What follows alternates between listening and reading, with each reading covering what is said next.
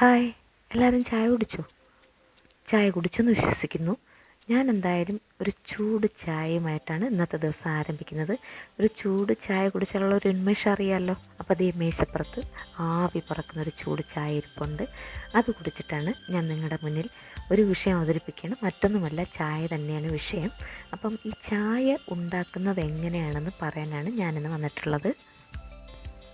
അപ്പോൾ ചായ എന്ന് പറയുമ്പോൾ ചായക്കോപ്പിലെ കൊടുങ്കാറ്റൊന്നുമല്ല. ഇത് സാധാരണ നമ്മുടെ നാട്ടിൻപുറത്ത് വീടുകളിൽ ഉണ്ടാക്കുന്നൊരു ചായയാണ്. ഒരു സ്പെഷ്യാലിറ്റിയും ഇല്ലാത്ത ചായ തന്നെയാണ് ഞാൻ ഉണ്ടാക്കുന്നത്. പക്ഷേ അത് എങ്ങനെ രുചികരമായി ഉണ്ടാക്കാം എന്നുള്ളതാണ് ഞാനിവിടെ കാണിക്കുന്നത്. എന്നാൽ എല്ലാവരും ചോദിക്കും, ഒരു ചായ ഇടാൻ ആർക്കാ ഇന്നറിയാത്തത് എന്ന്. ഭൂരിഭാഗം പേർക്കും നന്നായി ചായ ഇടാൻ അറിയാം. പക്ഷേ അത് എങ്ങനെ വളരെ രുചിയോടുകൂടി ഇടാമെന്നതിനെക്കുറിച്ചാണ് ഞാനിവിടെ പറയുന്നത്. നമ്മുടെ ഒരു ദിവസം ആരംഭിക്കുന്നത് തന്നെ ഒരു കാപ്പിയോ ഒരു ചായയോ ഒരു കട്ടൻ ചായയോ അല്ലെങ്കിൽ ഒരു പാൽ ചായയോ ഒക്കെ ആയിട്ടാണ്. ഭൂരിഭാഗം മലയാളികളുടെ ശീലവും അതുതന്നെയാണ്. നമുക്കൊരു ജോലിയൊക്കെ തുടങ്ങുന്നതിന് മുമ്പായി ഒരു ചായ കുടിച്ചാൽ നല്ല ഉന്മേഷം ഉണ്ടാവും. അപ്പോൾ അങ്ങനെ ഒരു ചായയിലേക്ക് നമുക്ക് പോവാം. ഒരു ചായ കുടിച്ചുകൊണ്ടൊരു ദിവസം ആരംഭിക്കുക എന്നുള്ളത് വളരെ ഉന്മേഷകരമായ ഒരു കാര്യമാണ്. അപ്പോൾ ഇത് ചായ ഇടാൻ അറിയാത്തവർക്കുള്ളൊരു വീഡിയോ ആണ്. അറിയുന്നവർക്കും ഈ വീഡിയോ കാണാം. അപ്പോൾ ഇനി നമുക്ക് ആവശ്യമുള്ള സാധനങ്ങൾ എന്തൊക്കെയാണെന്ന് നോക്കാം. പാല്, തേയിലപ്പൊടി, പഞ്ചസാര, പിന്നെ പാലിൽ ചേർക്കാനുള്ള വെള്ളം. ഇനി ചായ തയ്യാറാക്കുന്നത് എങ്ങനെയാണെന്ന് നോക്കാം. ഒരു പാത്രത്തിൽ 1 കപ്പ് പാലെടുക്കുക. ഞാൻ 1 കപ്പ് പാലാണ് എടുത്തിട്ടുള്ളത്. 3 ചായക്കുള്ള പാലാണ്. അതിലേക്ക് 2 കപ്പ് വെള്ളം ഒഴിക്കുക. ചായ തിളച്ച് നല്ല പാകമായി വരുമ്പോൾ അത് അരിച്ചൊഴിച്ചെടുത്താൽ 3 പേർക്ക് കുടിക്കാൻ ധാരാളം അത് മതിയാകും. ഇനി ഇത് സ്റ്റൗവിലേക്ക് എടുത്ത് വെച്ച് ഫ്ലെയിം കൊടുക്കുക. മീഡിയം ഫ്ലെയിം കൊടുത്താൽ മതി. ഹൈ ഫ്ലെയിം കൊടുത്തു കഴിഞ്ഞാൽ പെട്ടെന്ന് പൊങ്ങി തൂകിപ്പോകും. അതുകൊണ്ടാണ് മീഡിയം ഫ്ലെയിം കൊടുക്കാൻ പറയുന്നത്. അപ്പോൾ ഇനി ചായ തിളച്ച് വരാൻ 10 മിനിറ്റ് ഏതാണ്ട് എടുക്കും. നമ്മുടെ നാട്ടിൽ ചായ പല രീതിയിലാണ് ഉണ്ടാക്കുന്നത്. അപ്പം ചിലർ ചെയ്യുന്ന ഒരു രീതി എന്ന് പറഞ്ഞാൽ വെള്ളം ആദ്യം തിളപ്പിച്ചിട്ട് അതിലേക്ക് തേയിലപ്പൊടി ഇട്ട് അത് തിളച്ച് വരുമ്പോൾ അതിലേക്ക് പച്ചപ്പാൽ ഒഴിച്ച് ചായ ഉണ്ടാക്കുന്നതാണ് ഒരു രീതി. മറ്റൊരു രീതി എന്ന് പറയുന്നത് പാല് നേരത്തെ തന്നെ ചൂടാക്കി മാറ്റി വെച്ചിട്ട് വെള്ളം വെച്ച് തിളപ്പിച്ച് തേയിലപ്പൊടിയിട്ട് തിളച്ച് വരുമ്പോൾ പാലെടുത്തൊഴിച്ച് മിക്സ് ചെയ്ത് അധികം തിളയ്ക്കാതെ ഇറക്കി അരിച്ചൊഴിച്ചെടുക്കുന്നതാണ് വേറൊരു രീതി എന്ന് പറയുന്നത്. ഇനിയുള്ളൊരു രീതി എന്ന് പറയുന്നത് പാലും വെള്ളവും തേയിലവും ഒരുമിച്ച് വെച്ച് തിളപ്പിച്ച് പഞ്ചസാരയിട്ട് അരിച്ചെടുത്ത് ഉപയോഗിക്കുന്നതാണ് ഒരു രീതി.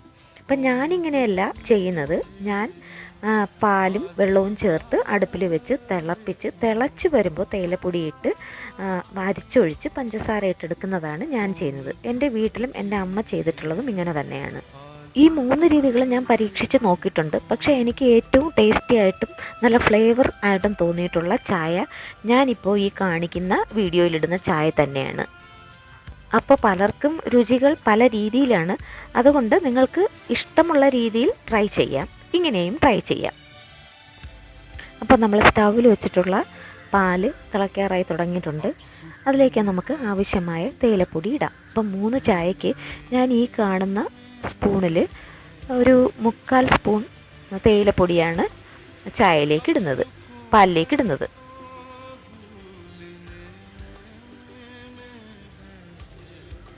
ഇനി അത് നല്ലവണ്ണം തിളച്ച് വേകാനായിട്ട് നമ്മൾ സമയം കൊടുക്കണം.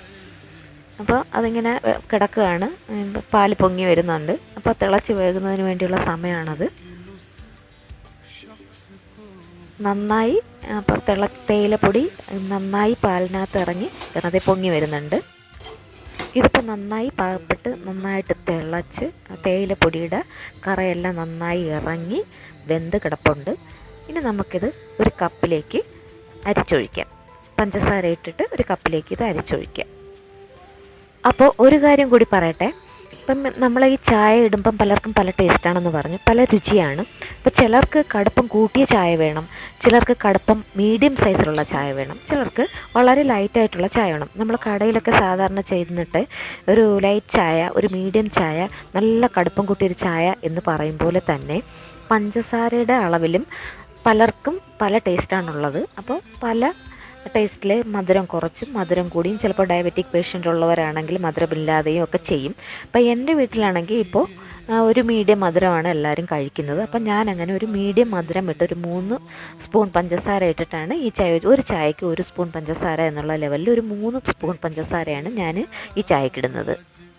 അതുപോലെ തന്നെ ചായയുടെ ഒരു ഫ്ലേവർ കിട്ടാൻ വേണ്ടി നമ്മൾ ചായ നന്നായിട്ട് പതപ്പിച്ച് അടിച്ച് ഒഴിച്ച് ആ പതയോടുകൂടി ചായക്കപ്പിലേക്ക് ഒഴിച്ച് കൊടുക്കുമ്പോഴാണ് അതിൻ്റെ ഒരു രുചിയും അതിൻ്റെ ഒരു സ്മെല്ലും ഒക്കെ നന്നായിട്ട് കിട്ടുക. അപ്പോൾ ചായ സ്വയം ഉണ്ടാക്കാൻ ശ്രമിക്കുന്നവർ ഇങ്ങനെ ശ്രമിക്കുക. എൻ്റെ ഓഫീസിലുള്ളവരും സുഹൃത്തുക്കളും എൻ്റെ വീട്ടിൽ വരുന്ന സമയത്ത് ഞാൻ ഇങ്ങനെയുള്ള ചായയാണ് ഉണ്ടാക്കി കൊടുക്കുന്നത്. അതിഥികളാകുമ്പോൾ അവർക്ക് ഒരു ഏലക്ക പൊടിച്ചതും കൂടി ഇട്ട് തിളപ്പിച്ച ചായയാണ് കൊടുക്കുന്നത്. നമ്മൾക്കും ഇടയ്ക്കിടയ്ക്ക് അത് കുടിക്കാവുന്നതാണ്. നല്ല രുചിയുള്ളൊരു ഫ്ലേവറാണ്. ഇപ്പോൾ എൻ്റെ സുഹൃത്തുക്കൾ പറയും ഷാനാസിൻ്റെ ചായക്ക് നല്ല ടേസ്റ്റാണെന്ന്. അതിൻ്റെ ധൈര്യത്തിലാണ് ഞാൻ ഈ വീഡിയോ ഇടുന്നത്. സ്വദേശിയും വിദേശിയുമായ മുന്തിയ തരം ചായകളുമായി അടുത്ത വീഡിയോയിൽ വരുന്നതാണ്. നല്ല സ്പെഷ്യൽ ചായകളുമായി വരുന്നതാണ്. അപ്പോൾ കാണുക, സബ്സ്ക്രൈബ് ചെയ്യുക, ലൈക്ക് ചെയ്യുക. നന്ദി.